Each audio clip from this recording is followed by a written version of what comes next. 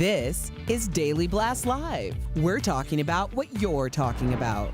Real, honest, entertaining, live. DBL starts right now. 3, 2.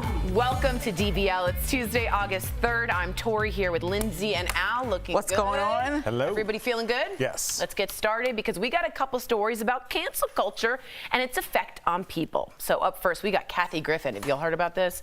She revealed yesterday she has been diagnosed with lung cancer, and now we learned that the surgery to remove part of her left lung went well and she is recovering. Kathy is also opening up about a suicide attempt in 2020 and a crippling pain pill addiction. Here's what she told ABC's Nightline about it. The detox was nasty. I mean, it was months. I mean, the tremors were like this, and the flop sweat, and I was so unsteady. Like, when I would brush my teeth, my husband had to hold my hips so I wouldn't fall over. Yeah, it was crazy. You were in deep. Bad detox. Bad detox. Kathy says she developed the addiction to cope with the backlash she got for a 2017 photo shoot she did with a bloody mask that looked like Donald Trump. Wow. That's, no matter what you think of that, that's a hard journey to be taking for 2020, 21. No matter what you think of Kathy Griffin, you're a comic. Yeah, I mean, it was really bad. I mean, we do ask comics to push limits. We ask radio show hosts to push limits, especially comedically. And when they go too far, especially when you have like a figure like Donald Trump that's so polarizing on either side. Yeah. You know, she went for it and she missed and she went off the cliff, and that's what happens. And you know, I mean, it was to the point where she was on the no-fly list. Yeah. I mean, the Secret Service were investigating her. It was really bad for her for a long time. And you see how it manifested itself. And you know, with cancel culture, is it going too far? When you're getting 10,000 death threats a day, is this what we set the internet up for? I thought it was just for like to look at giggling babies. You know, I don't know. I can't wait for that. Am I way off on this? I think in 2017, if we look back, that was probably like the major sign that we were about to start canceling people. I'm sure it happened before that, but if you look how often it happens now, Kathy Griffin was the first one. And I always wanted to ask you this, Alec, as a comedian, like, how do you know where the line is? And I know obviously for everybody that was a very obvious line that she crossed, but comedians do push it so far sometimes. I mean, even with Dave Chappelle's latest comic stand-up that he did that wasn't really funny, you know, it was really serious about the experience of a black person in America. Like, how do you know how far to go with these things? And so for her to go into this deep depression and to struggle with it in the way she did, I think we just have to think about having the conversation about what's like off limits with comedy and then how to attack people afterwards, because everyone's using different moments as a teachable moment, and we're leaving room for that by having these conversations up here to tell people how they can grow. And I just think for her to know that she almost killed herself, we probably pushed her way too far. Yeah, and I think cancel culture's, I think sometimes it's consequence culture. If you went too far, there's consequences. But you're right, 10,000 death threats can lead to. Like, have you ever like, just had 30 crazy. people come at you? I've had one person in my comments and I've been pissed off all day. So I don't know how you deal with 10,000. And I mean, 10,000 is probably on the low end. Very Honestly, low. if you're talking about all the platforms, Very low. and then you throw bots in there, you might be talking about 100,000 comments about I'm going to kill you, I'm going to do this. Yeah. And it's a lot for It any is a human lot. being. Well, we wish her well. We Yes. do. Well, next up, we've got an update on Matt Damon. I got a lot of comments about that in my DMs last night. If you recall, over the weekend, he did an interview where he revealed he stopped using the F slur for a homosexual months ago, after his daughter told him it was dangerous. Well, now he's clarifying those comments in a statement sent to The Hollywood Reporter. Matt says, and I quote, "I have never called anyone the F slur in my personal life, and this conversation with my daughter was not a personal awakening. I do not use slurs of any kind." Beep, beep, beep. Backtrack. You're making it worse. You're making it How worse. is he making it worse? Wait, Because nobody called for this. Like, nobody said, oh my God, I found this old audio tape of Matt Damon saying this thing. He literally willingly was on a press tour and said, let me tell you what I did. That's ridiculous. And it's just like, what are you talking about? And then it's like, He thought that was okay. You talk about this like being in private. Yesterday, you talked about being with your family or whoever, and conversations are had when you're not in Hollywood. I get it. But why are those conversations then coming to a Hollywood interview? I think he was so proud of what had happened. I think he was proud that his daughter wrote something and it changed how he felt. And he's like, I want to share it with the world. And the world was like, hey. I really do think that he was, and then he was like, Isn't that ignorance on him to not know that that would have been read really badly? Probably. We take these celebrities at, what, 18, 19? When did he first get famous? Goodwill and Hunting. remove him from society forever. And then we all make jokes, oh, he didn't know how to self-checkout at CVS. It's because they've been away from the world for 40 years. He doesn't know what regular people talk about. Dude, self-checkout's different than a terrible slur intended for a group of marginalized people. He does not hang around anybody that He hangs around with artists all day in Hollywood, Well, how all do you night. think Hollywood works? They all get together at a cafeteria. They don't see He's each a other. movie star going to con. You don't think he's around gay people? You don't think he's around artists? Yes, and he thinks Hollywood in his is head, out. I'm not yelling the F slur at those gay people. I have this joke about somebody that doesn't exist, and so this word fits in there. But he does not. I'm not defending. Of course, this. I know I'm you're saying not. how he's. Why But he thinks I would it's argue okay. that people have complained for years about the Golden Globes, Academy Awards, everything going way too far left and saying, okay, you guys are always so woke on stage. And so part of that wokeness is not using that F word. And so to say that he's not aware is kind of ridiculous. You know, when he's at all the events where everybody is hyper aware and maybe even being performative and being aware, he knows that this is way off color and just not the thing. It's like somebody bringing up the N word in a conversation. Like, my daughter had to correct me. Like, that's embarrassing. That's embarrassing as an adult, even if you were in Hollywood for 20 years. But that makes my point. Think about the Papa John's guy. We covered the story about him coming out in an interview because I haven't used the N-word in 20 months. Guys, where's my medal? Like, he didn't canceled realize him. that everybody was like, ooh. But we canceled him. He had consequences to that. Well, he had already been canceled because he had dropped the N-word Well, on he's not a good guy, Papa John. during a sensitivity crisis phone call. And remember, he said it on there.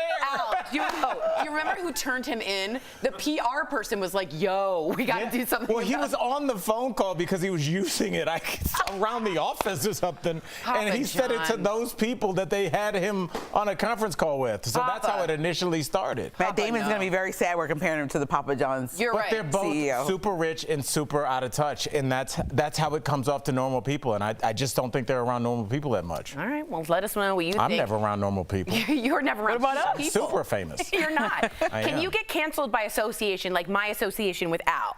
Right? That may be what's happening to a fashion designer who dressed Chrissy Teigen for a recent UNICEF gala. A number of people slammed him for, quote, supporting the bully. Some even say they're unfollowing him.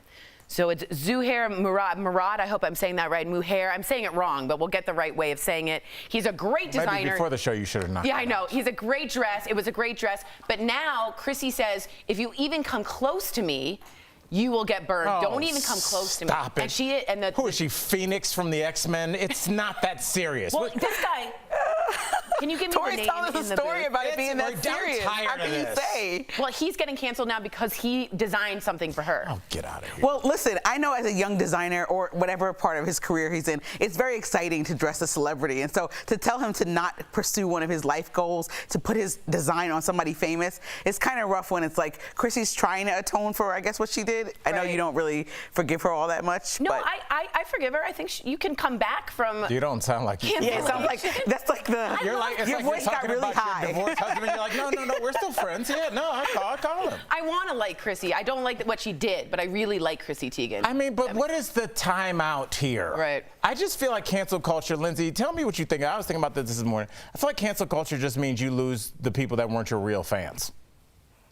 That kind of fans. Like you skim the Because fat. Tucker Carlson has said terrible things. He's still the #1 rated cable show. The people who are kind of like, I can take or leave him, maybe they left, but his diehards are still there. Trump's diehards are still there. Wendy Williams' diehards are still there. 50 Cent goes at 50 cents. How old do I sound? 50 Cent goes after people. His diehards stick I feel with like him. it really depends, though, because with Kathy Griffin, who we talked about earlier, it feels like she lost everybody. Yeah. That's from outside looking in. It seemed like nobody had her back. There's in that certain moment. levels where you cross the line. It's levels.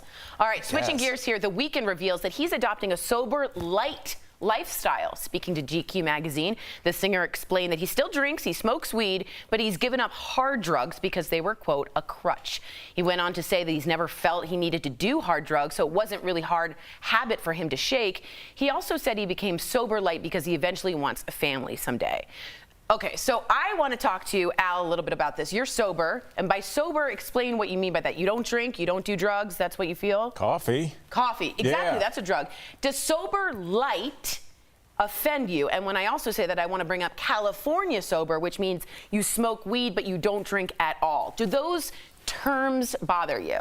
No, I mean, look, the terms don't mean anything. People can say that they're sober. We've seen people, I'm sure we've had people that we're close to in our life that have said that they're sober when they're not. I ran a men's group for a year, and I knew on the phone that some guys weren't all there, and they were like, yeah, 6 weeks today. I'm like, is it? You know, but you fix it. These are human beings. We are constantly evolving organisms. So the idea that there might be periods where you're like, hey, I'm cutting everything out, I'm doing some diet for a year, and then sometimes it's the first 3 weeks of the pandemic and you're like, I'm drinking Jack Daniels at 10 o'clock in the morning. We have to figure out what works for us. And if this works for him and he is safe and not driving, God bless him. I just always say, and this is all, I just think alcohol gets such a pass in terms of how it affects people's lives, not just like car crashes, but like how many people, Lindsay, have said something drunkenly at a wedding? So many. And it never went away. The bride thinks about it 10 years later. But Lindsay,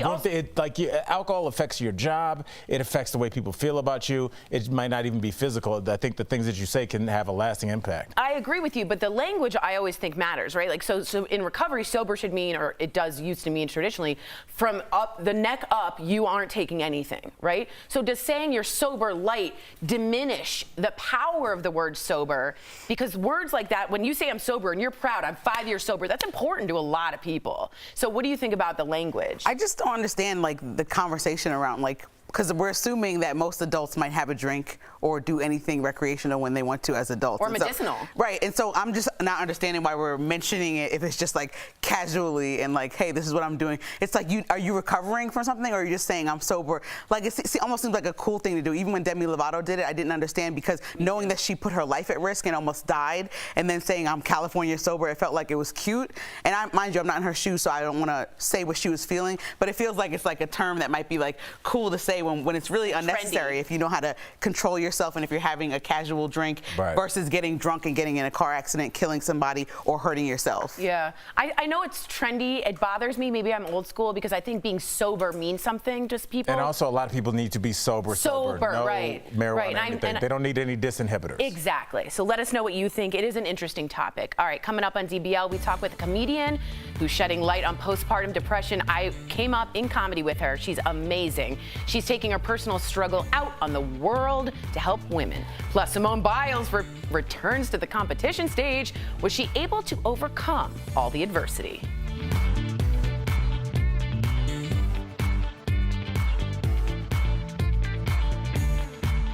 Closed captioning provided by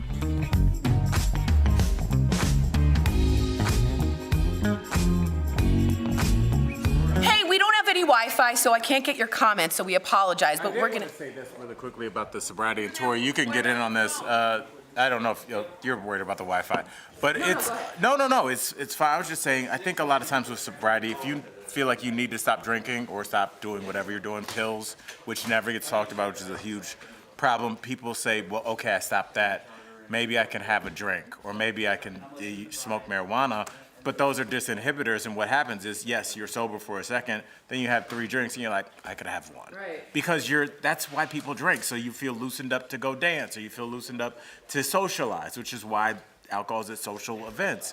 And so I think a lot of people that are sober for whatever they need to get sober with, they'll allow it's almost like letting marijuana in the front door and they walk around the back door and let the person you don't want in. See, what's weird about that is I actually can get California sober, which I learned this from which is they smoke weed, but they don't touch drinking. I get that. But the one I don't get is sober light, because I don't understand, that to me is But also, vague. So I don't know, and maybe somebody can help me with this. Like when you use the term sober, it's like, okay, I was abusing this thing prior, right? Or you can say I don't like alcohol. Like my friend sober never got drunk in his doesn't life. drink, and she doesn't say I'm sober. Oh, she just says I doesn't doesn't drink for her drink. healthy lifestyle. So I don't understand why is the weekend sober light. Was there an experience that he had that He said no. He said he wasn't even forming a habit. So then it's just like, don't. Okay, so you're just trying to be healthy because alcohol is not actually healthy for you. So you're trying to just be healthy. Your liver and whatnot. So I don't know why that becomes like a sober term. Is that just your way of saying I don't do hard drugs? So if you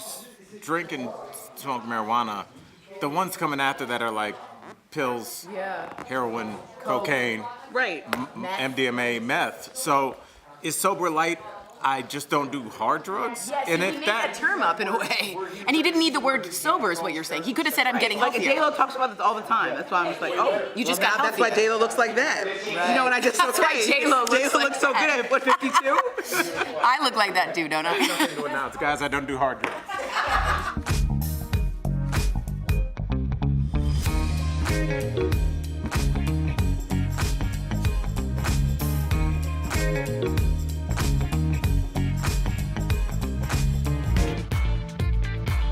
Simone Biles has made her Tokyo Games comeback. Come on now.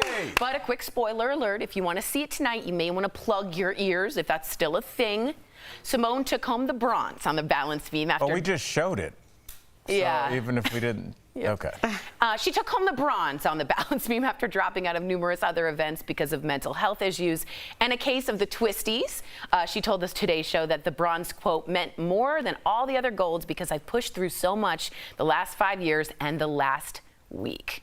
I get it, man. It's all relative. They say that actually the person who is the happiest of all the medalists is the bronze person because they beat out the 4th person who didn't get anything. But if you're silver, you're terribly mad because you could have gotten the gold. Here you guys go with the participation trophy nonsense. I feel like that she's very excited that she won, but it would have been a perfect Cinderella story if she would have got gold. Absolutely. We would have loved to see that story. That would have been a great, but don't act like bronze is like, oh my God, you did it, sis. She's Like okay, I know she went through an experience and I'm happy that she's okay, but I think the win here is that she has her mental health and that she was able to compete at a high level and that she's walking away with her dignity knowing that she made a choice that works best for her. But the bronze ain't the thing that's like, Lindsay, you're really missing out on the fact that like, if and when Tori has children, they're gonna have no pressure. Yeah, like they can Tori get be like, before the race, honey, that 3rd place trophy is ours. See, right? Don't worry about it. I understand what you're saying about participation trophy, but this means a hurdle, and I don't mean that pun intended with the Olympics. She doesn't do the hurdle. I know, but it's a part of it. So it wouldn't be a pun. But it's part of it. She jumped over a hurdle that I think took more from her mentally and physically and was exhausting than almost anything else. And if you don't know the twisties, again, we looked this up, it's when you're in the middle of the air and you don't know of where the air and the ground is. It's that pressure of being the greatest of all time, right? She has goat on her outfits. We call her so it's when Jordan. You know, Twitter came out with a goat emoji if you write Simone. Well, look, if Jordan didn't win, we all gave him the same slack. No matter what he went through that year, we said, he didn't win. So I'm just saying that's what happened. She got bronze. We're happy for her, but we're not going to celebrate it like it's a gold. Wow. That's fair. I'm just saying. Look, we love Simone, but you can't be like, we nailed that bronze, just like we were all talking about. And I'm so happy for her, and I'm so happy that she's okay. But I'm not doing the Tory right now. Oh, man, good for her. All right, coming up on DBL, a comedian makes it her mission to help other women struggling with postpartum depression. She tells us all about her Revolution road trip, and I love this girl. She's a good friend of mine.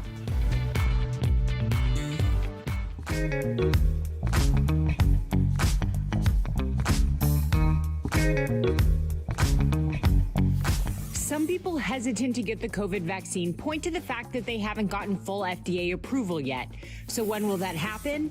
Let's connect the dots. Right now, the COVID-19 vaccines being used in the U.S. do not have full FDA approval. They have something called emergency use authorization. That doesn't mean they are not safe or effective. The vaccines have been through rigorous clinical trials. Pfizer submitted its application for full approval in May, and Moderna began a rolling submission in June. Johnson & Johnson has said it will submit its application later this year. Typically, it takes the FDA several months to give full approval to a vaccine. In an interview with the Washington Post, the agency's top vaccine official says the process involves going through hundreds of thousands of pages submitted by the companies. In order to put the COVID vaccines on the fast track for full approval, the FDA is stopping other work to prioritize getting these applications done. The FDA is not giving a timeline yet, but some experts estimate Pfizer could get full approval by the fall. Whether that'll persuade vaccine skeptics is still uncertain, but lawmakers and health experts note that official FDA approval could help universities and local governments impose vaccine mandates.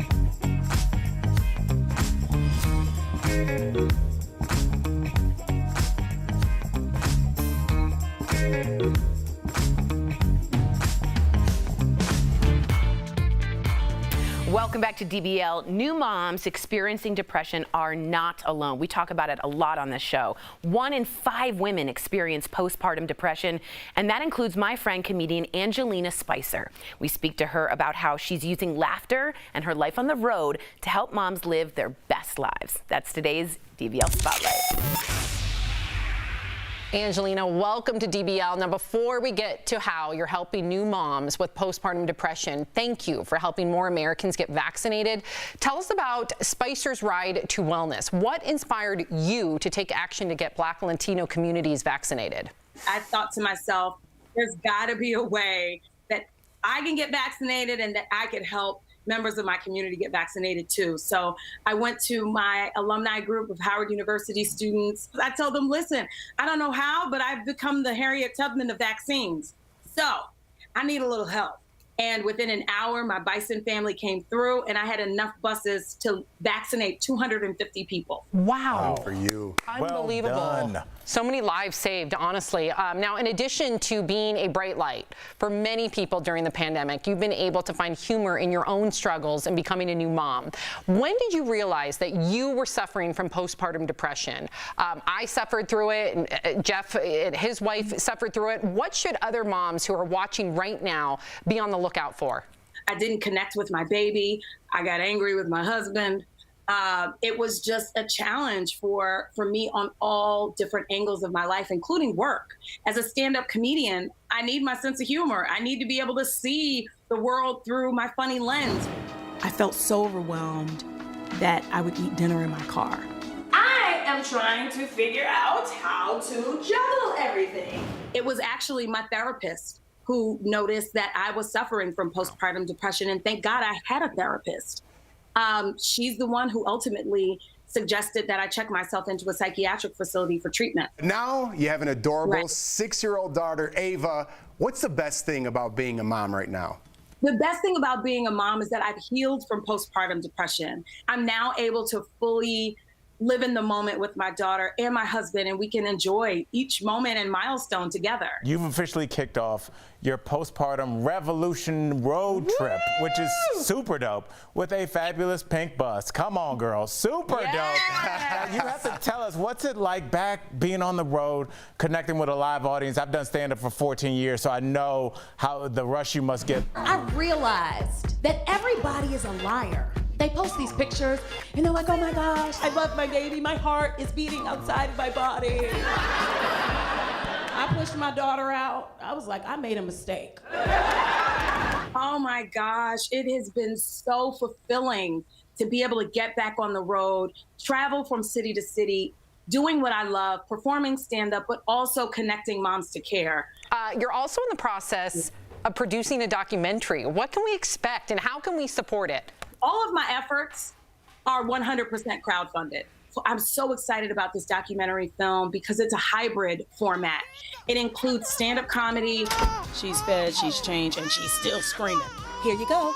Animation, talking head interviews, and the Postpartum Revolution road trip. Angelina Spicer, thank you so much for making us laugh and being an advocate for new moms. DBL Nation, you can find out more about Angelina's tour and help raise funds for her documentary by visiting AngelinaSpicer.com. You are incredible. Thank you for joining us. Thanks, girl. We'll be right back. Thank you. Promotional consideration is brought to you by